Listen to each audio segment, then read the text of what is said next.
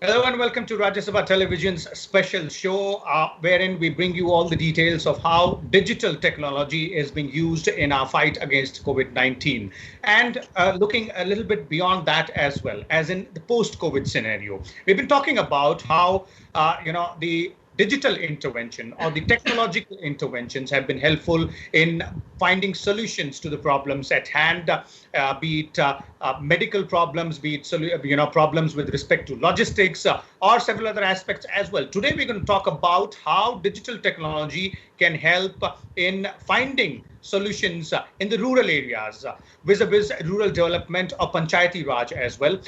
We have three very important guests with us today. Let me first introduce the guest to you, beginning with Mr.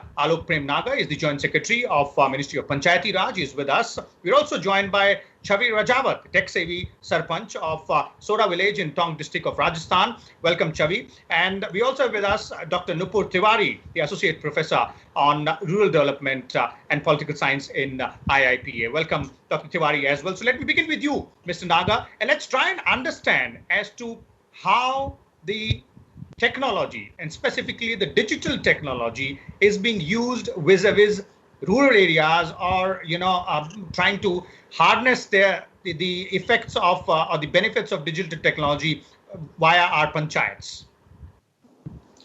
Thank you very much. Panchayati Raj department, since the time it came into being, has been dedicated to the introduction and the adherence of various kinds of digital applications. Initially, it began with the National Panchayat portal. It added PriyaSoft, it added Plan Plus, and so on. The present government is extremely committed to the introduction of digital technologies and all matters digital in all walks of life. And this is a part of the larger picture. Mm-hmm. So a lot of funds, the initial trigger for this Panchayat Enterprise Suite was that in the 14th Finance Commission, which closed on the 31st March, a lot of funds were devolved to the Gram Panchayats from the Finance Commission. And so the government felt the need, or the Finance Commission stipulated that this money has to be well accounted for. Mm-hmm. And for this reason, Panchayats, as you're aware, is 29 subjects are devolved on the Panchayats, and a Gram Panchayat development plan has to be formulated at the Gram Panchayat level that brings in all these 29 sectors. Mm-hmm. And the money from the devolution from the Finance Commission has to be accounted for using these applications. So all these applications came at different times. I'll begin with the plan, as Ms. Chhavi would bear me out. So there is a Plan Plus tool, the mm-hmm. object of which is to plan for the resources that are being received, in which the endeavor is to try and bring all departments together so that the plan can cover various aspects. It is not just dedicated to one sector or two sectors. It needs to cover all these different sectors. Okay. Then there is the accounting tool, where the money that is received is accounted for. And to begin with, it was like a cash book. You write down your receipts, your expenditures or something, and you go on issuing checks for the expenditures that have been incurred and sanctioned. Mm-hmm. Then there was a progress monitoring software. This accounting software was called PriyaSoft. The progress monitoring software was ActionSoft, how much of the work has been completed. And mm-hmm. finally, once the asset was completed, it was to travel into a national asset directory, because the asset has been completed. So okay. Panchayat is a state subject, and states, some of them, there was a difference in how some states took to one application and took to the other application. But over a period of time, we found that the Plan Plus applications and the PriyaSoft applications were mm-hmm. subscribed to by a lot of states. In addition to these two applications, there is a local government directory, which is like a unique ID for all entities in the country. Mm-hmm. And so that forms the basis for all this. So because we drive a campaign every year for 2 years now, in which from October to December every year, in which the plans have to be formulated. And because we drive a campaign, so we make sure that most of the panchayats formulate their plans and upload it on a Plan Plus tool. After that, because the money has to be accounted for, so a lot of states also are on PriyaSoft. But beyond that, there is a varying degree of adoption from one state to the other. So it depends on the states as to which particular application they want to use, and perhaps that also would be indicative to you as to what is being done and how it is being done. One very important question here, Mr. Nagar, which I would like to bring in is this e-Gram Swaraj portal. How would this further benefit in terms of implementation of GPDP? That's the Gram Panchayat Development Plan. E-Gram Swaraj is really that an activity gets created in the planning tool. Then from there it flows into the progress monitoring and accounting tool. Accounting tool is not just an accounting, but it's also a disbursement tool, so that the money that goes out to the vendors also goes out through the system. And there is another aspect called audit online. So the audit would also in coming times become compulsory. This application has been developed through consultation with the states. We had a series of workshops all over the country, 5 of them really, where we clustered states into different groups. And the result that we have here is promising, a lot of which would be work in progress. We'll have people like Chhavi tell us if there are any gaps that are there which need to be addressed. But for now, we are very happy to have done this.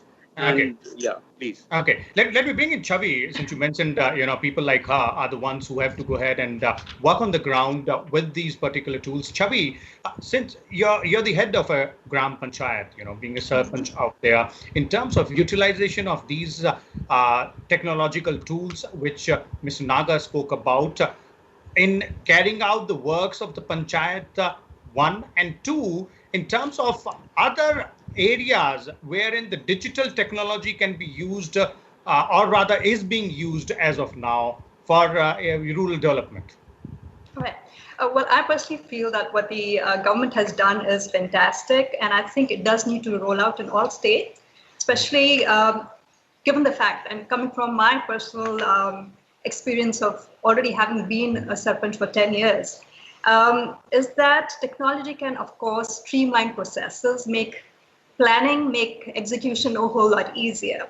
But often the challenge I feel, if I may, Mr. Nagar, and I'm hoping you're paying heed to this, the challenge I feel lies in the fact that a lot of this work is done by the Gram Panchayat secretary, who may, in all probability, not even know how to use a computer. So I think first and foremost, there has to be a proper training where not just the secretary, but even other panchayat elected representatives, because it's not necessary that everybody knows how to use technology.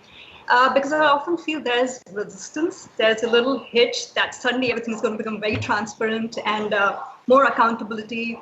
And also the time that sometimes you need, because you're dealing with a variety of challenges and you can't really find quick solutions. So sometimes you need to hold back. And then when there's pressure that, hey, there's a deadline, then often a lot of panchayats are completely stumped as to what to do. So in that sense, I think there has to be a lot of handholding that's needed. But at the same time, I think this is perhaps the only platform through which we can actually look at the large scale that the country is having to deal with. And I think it will make things a whole lot easier, even for administration at all levels, be it at the center state or even at the very grassroots, provided there is that willingness and openness to accepting it. And of course, there always usually is resistance to change. Also, I feel, especially right now, given the very unfortunate circumstances that the world is going through, and I think the people in the rural sectors are far removed and much of the voices are not heard. So there has to be a way where individuals can have access to grievance cell.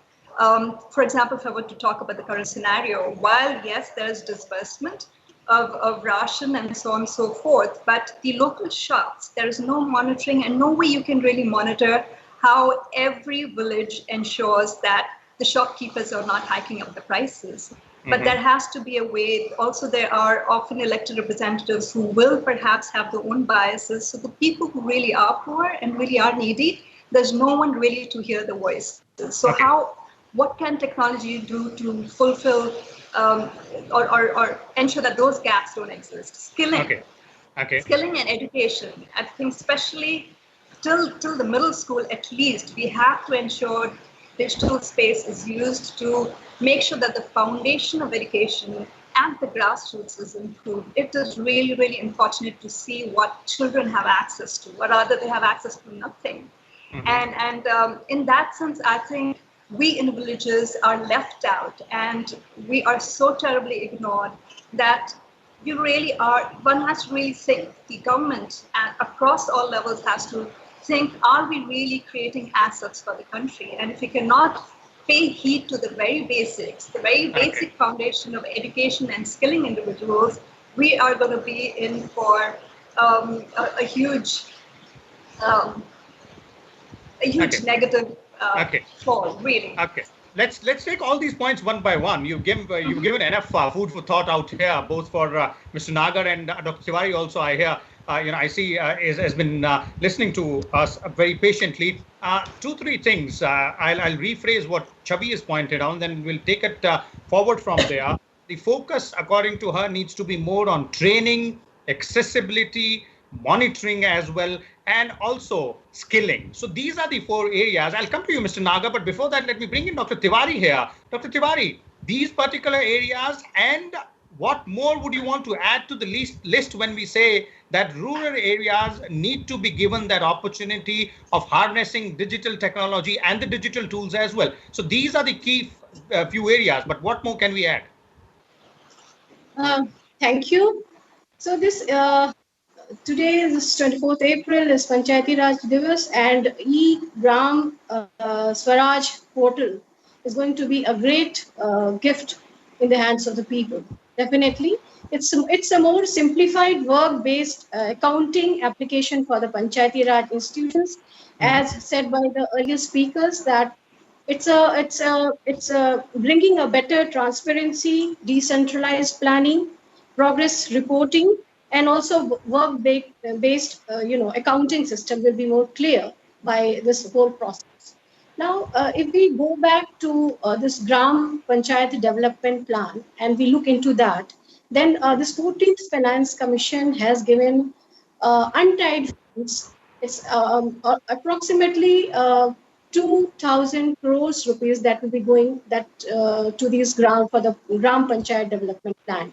And as for since we, from the academic point of view, we look into the data, it's approximately 2,000 GPDP has been approved, and all the initiatives taken by the Ministry of Panchayati Raj. Such a big amount of money going down, which is itself an untied fund, if this really works and is taken in a right manner, then I think a big accountability will be in control of the government, because it's not just planning; it's also implementation through Gram Panchayat Development Plan. It's a complete holistic decentralized planning that we are talking about, and by this e-Gram Swaraj portal, I think there's a complete transparency and big holding of all these accounts very clearly. Even though we have a Priya soft and other soft applications with the Ministry of Panchayati Raj.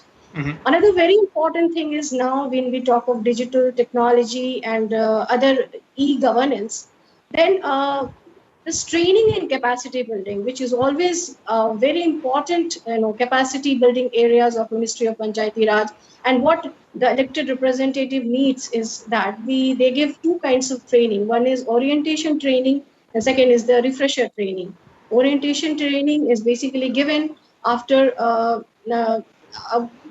2 years of their holding this position after the election, and refresher course is given 6 months after becoming the elected panchayat chairperson or whatever is like Sarpanch and all. So through this e-portal, I think there will be complete any part of India, you can have an access to this workshop, the training module, the capsules that is being developed, And this can be like absolutely transforming the capacity building measures that are being taken and by this virtual technology.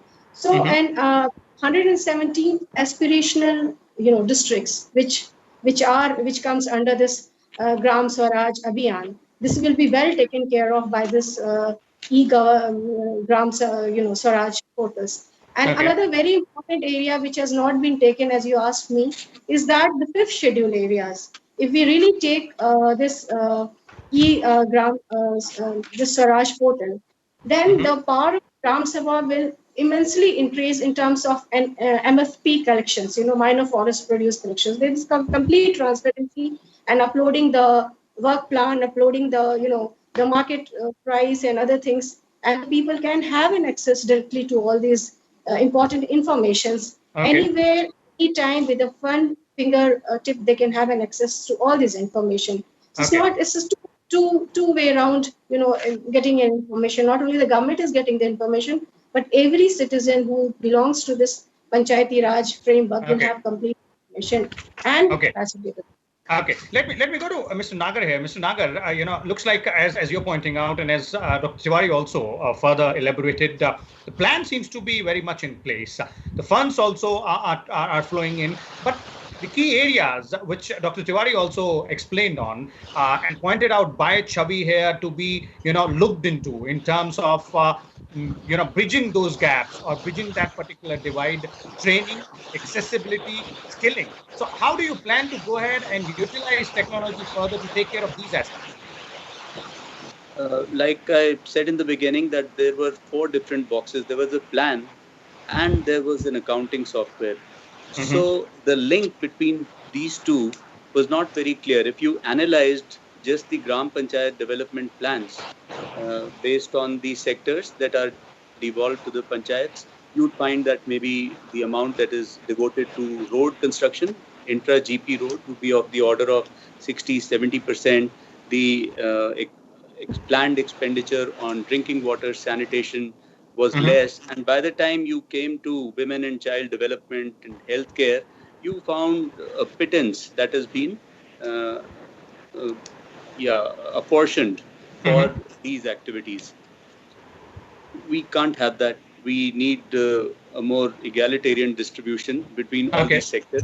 Okay, I'll come to you, Chhavi. Yes. And from this to the you lost track of your plan once you were in your accounting software, because it was possible for people to enter their activities afresh in the PriyaSoft portal and then carry on making payments through PFMS and all that. But there was no workflow link, like it's been said earlier. So now what we're looking to do through eGram Swaraj is that for an activity to be accounted for, this must form a part of the Gram Panchayat development plan. So it would have an ID. And so if you're trying to ensure some things, or if you're trying to educate, or if you're looking for Gram Panchayats to invest resources in sectors that are important, maybe not so capital intensive, but they're extremely important to carry out for the well-being of the village, then you need to have a track on that kind of apportioning right through the implementation cycle, from implementation, accounting, and right. Mr. Nagar, is training and skilling part of this entire infrastructure out there? Because this is really crucial, as Chhavi is pointing out. Those who have to work on it, be the secretary of the Gram Panchayat, they need to be trained in a better way. Absolutely. So the first thing that we've done is that we have developed this through active consultation based on the feedback that we've been getting from various states.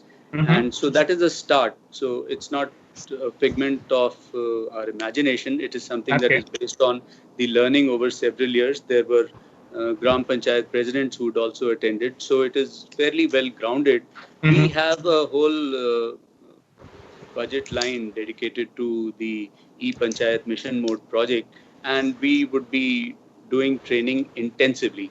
In fact, after the launch today, right from Monday onwards, We have video conference based sessions with the trainings have to happen in a cascading mode. So the first level of trainings to the state heads up to the district level are going to start from Monday itself. Okay. And that would then continue all the way down. Okay. And we are looking to have the audit for the 2019-20 expenses to be completed in most places by November to December. So our trainings are concentrated. This is just in respect of audit line. Even with regard to the other trainings, we have a very well laid out program. And so these months, of course, we have the COVID situation, which is why we have to resort to the distance communication mode. Definitely. But as soon as this thing is over, we'd be looking to travel from place to place and making sure that the training is intense, it is meaningful, and people can really understand and carry out the stuff that they need to. Okay, so as of now, it will be online trainings. Then once the COVID is done and taken care of, COVID-19 crisis, you guys would go ahead with the physical and face-to-face training. Chhavi, you wanted to bring in some element there. Plenty again. Yes, please. First and foremost, Mr. Nagar. I would request you to be brief because we have already spent around 20 odd minutes. So let's take them point by point. Yeah. Always struggle with that. But anyhow, Mr. Nagar, first and foremost, I seriously think you should consider taking me on board officially so I can give you the grassroots ground reality. Okay, in terms of and apart from that, I think what really is needed, of course, both of you spoke about training, but we have to understand the perspective from which it has to be taught, given the kind of varied backgrounds that people are going to be coming in from. And as you know, there always is, unfortunately, the collaboration and the bonding that the elected representative and the Panchayat secretary or the Narega person should have is missing from day one. So trainings should be such where I think both need to be brought onto the page into workshops at the same time, have mock training programs and mock gram sabhas and panchayat meetings, so on and so forth, so that that bond is created and both can work collectively, which often I've noticed does not happen. Also in terms of funding, while yes, we do read about disbursement of funds, but personally, sir, I don't think it happens all across the country in the same manner.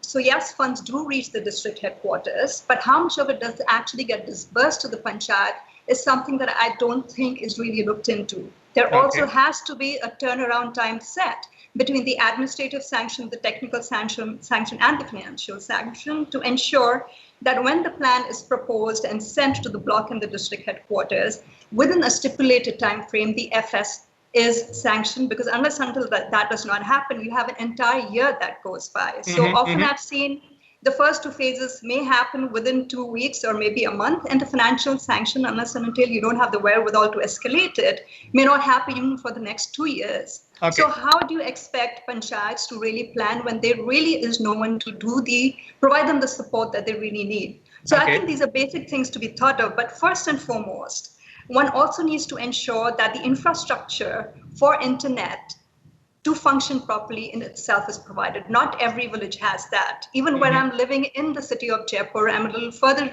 removed from the hub of the city, and I struggle. And in villages, it gets only worse.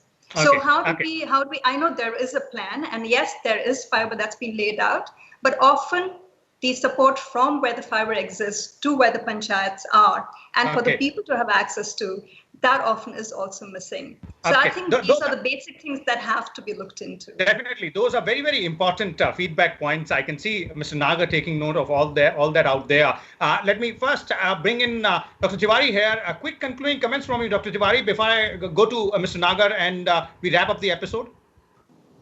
See, the whole idea here is a continuous e-learning process. We can't say in just first day that how it's going to take up and what are the difficulties. Now this internet and other things are there. These are big problems in villages, as Chhavi said.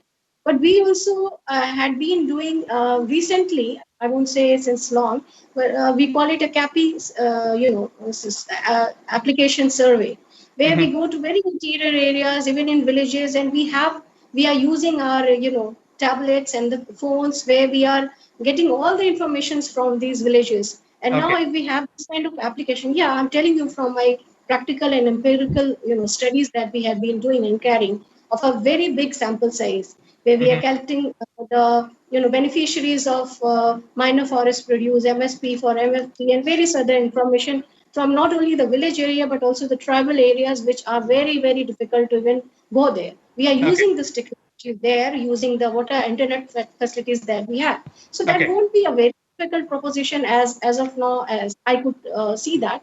Okay. But the most important thing that we think about is the innovations that will be followed by this, that is development and strengthening the capacities of PRIs, more responsive towards local development needs and Mhm. participatory planning.